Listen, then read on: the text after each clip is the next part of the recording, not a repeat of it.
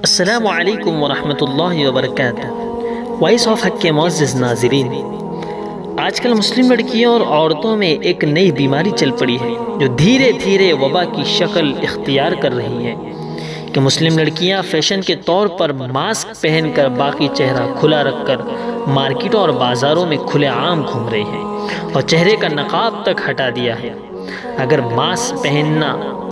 Mask پہننے کا اتنا ہی شوق ہے تو نقاب کے اندر پہنو میری بہنوں، جبکہ ابھی تو ماسک کی پابندی تقریباً ختم ہو چکی ہے۔ دیگر مذاہب کی عورتیں بھی ماسک پہنتی نظر نہیں آ رہی ہیں، لیکن اکثر مسلم لڑکیاں بڑے پابندی سے ماسک پہن رہی ہیں اور ماسک کو بہانہ بنا کر چہرے کا نقاب ہٹا دیا ہے، جس سے فتنے کا اندیشہ مزید بڑھ گیا ہے۔ اللہ ہماری سب کی حفاظت فرمائے۔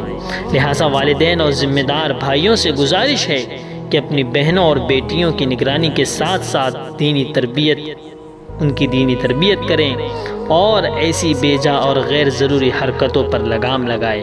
اللہ تعالی ہماری ماں اور بہنوں کی عزت و آبرو کی عصمت کی حفاظت فرمائے، آمین۔